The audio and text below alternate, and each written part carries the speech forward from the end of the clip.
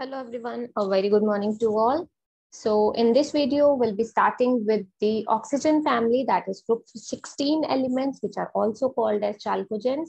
So these all elements are non-metallic in nature with non-metallic character decreasing down the group. As we all know, as in general in the periodic table, as we are moving down the group, metallic character is increasing. So here also metallic character is increasing down the group. As these are all non-metal, so we can say non-metallic character is decreasing down the group. Why these are called as chalcogens? Because they are the ore forming elements.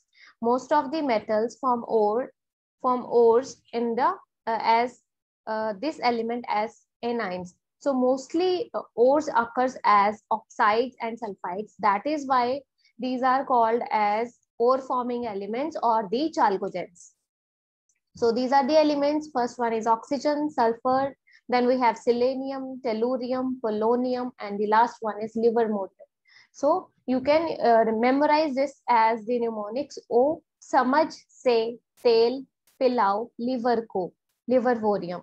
O for oxygen, samaj for sulfur, se selenium, tel for tellurium, pilau for polonium, livermorium. So these are the corresponding atomic numbers 8, 16, 34, 52, 84, and next one is livermorium, whose atomic number is 116. So coming to the electronic configuration, the general electronic configuration for this group is Ns2 and P4. There are 4 electrons in the p subshell, which is 1 electron more than exactly half the electronic configuration. Now in the electronic configuration, you can see as we are moving from oxygen to sulfur, there is an introduction of new shell, and the new shell is third shell.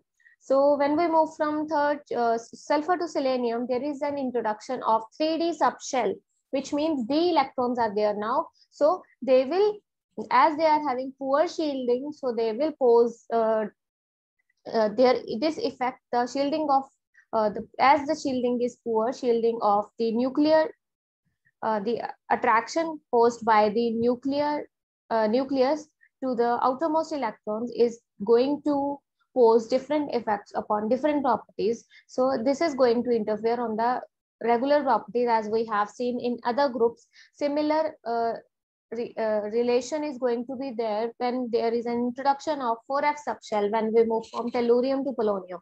So these effects we'll be discussing in a short while. So starting with the first property, that is atomic radii.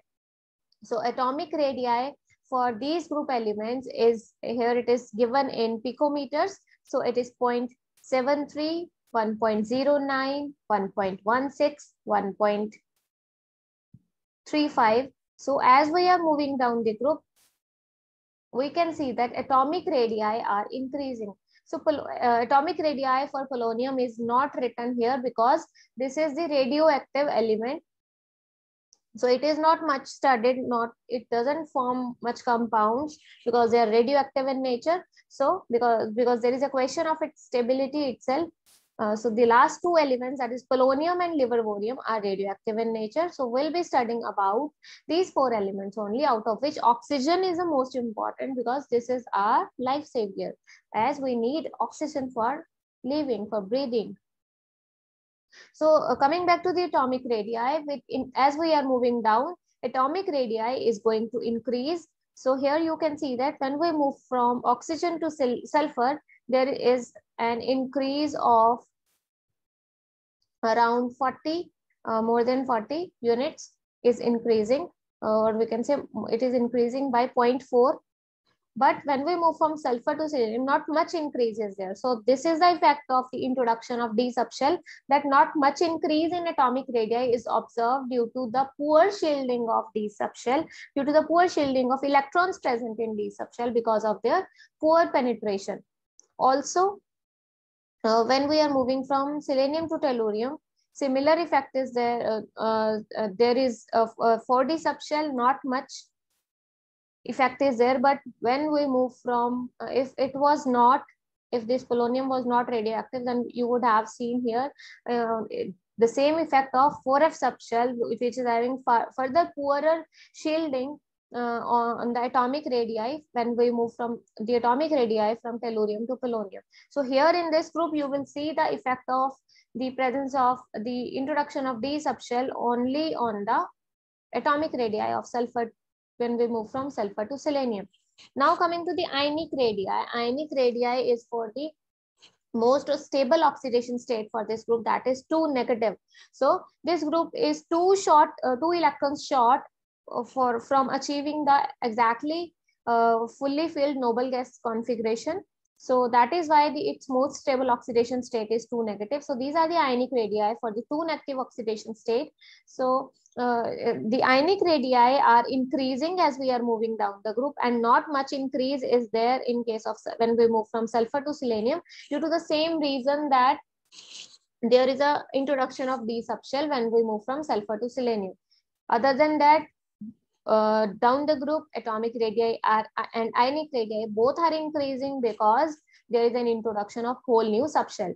Coming to the next property, that is ionization energy. Now ionization, as we are moving from left to right in the periodic table, ionization energies are generally increasing because there is a decrease in size, decrease in atomic radii is there, because the electrons are getting added into the same shell, and the nuclear pull is effective nuclear charge is increasing.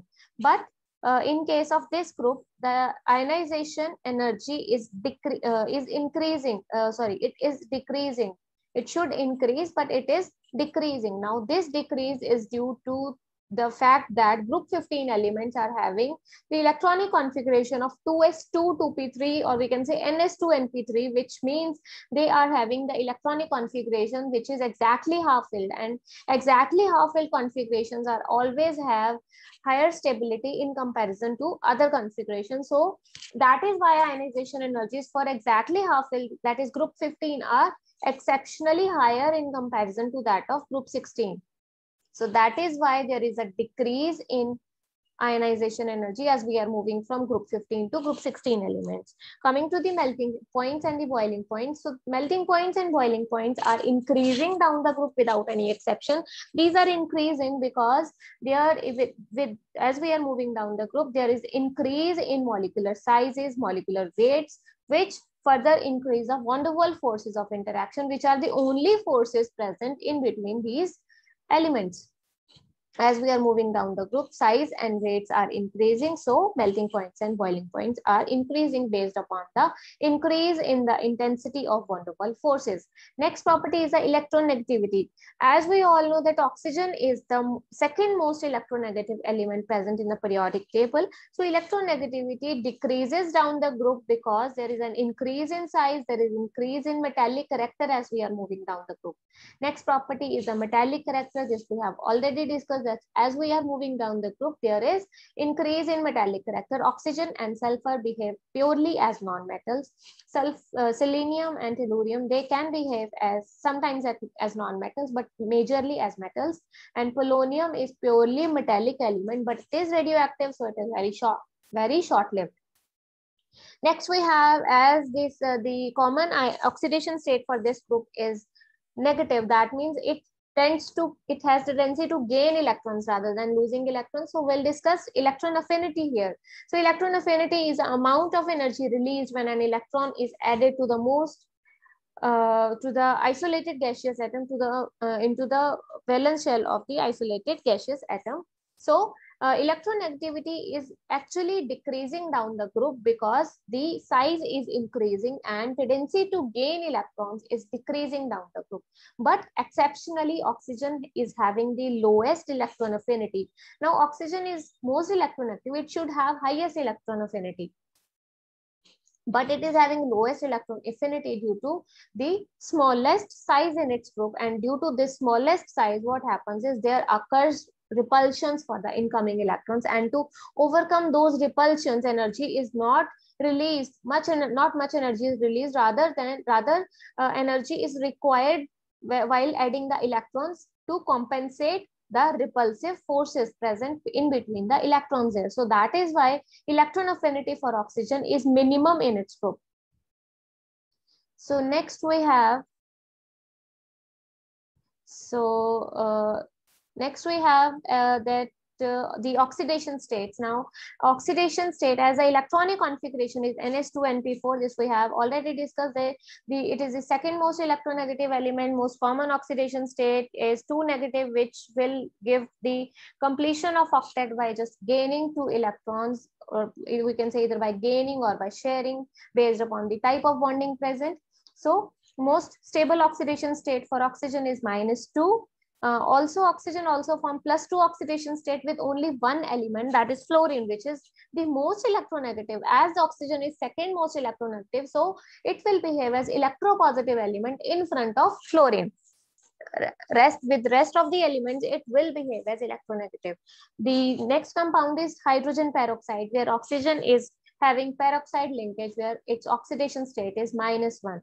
So except for the oxygen, all other elements exhibit these positive oxidation states. Now, the presence of these positive oxidation state is due to the presence of vacant d orbitals. Thus, electrons can be promoted in the excited state. This is here we have shown for sulfur. Sulfur here it is having, this is a ground state electronic configuration for sulfur, that is 3s2 3p4.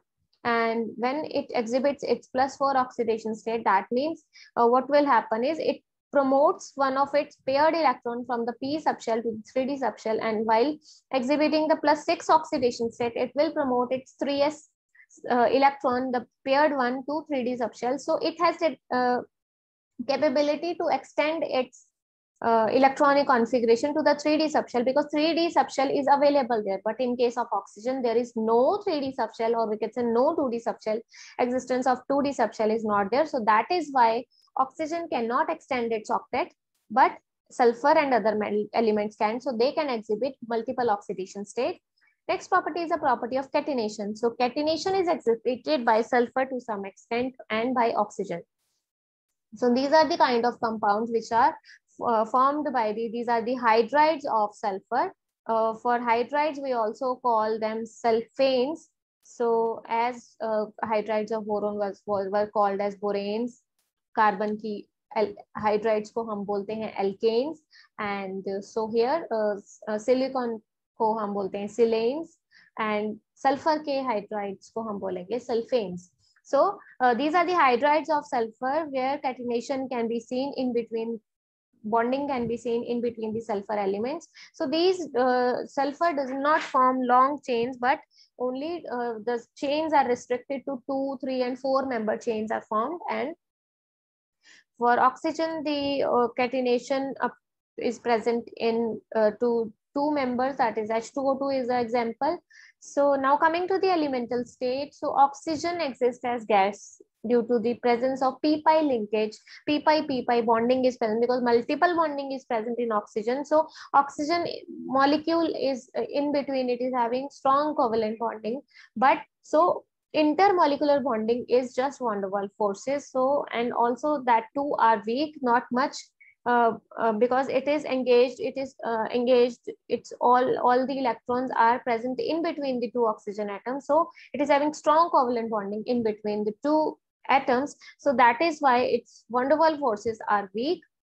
So it will exist as gas, but sulfur, selenium, they cannot form multiple bondings due to the large size in comparison to oxygen, and thus they won't be able to have efficient overlap between p-pi orbitals, and so to make the multiple bonding, so they will exist. Their structures are puckered ring-like structures they have.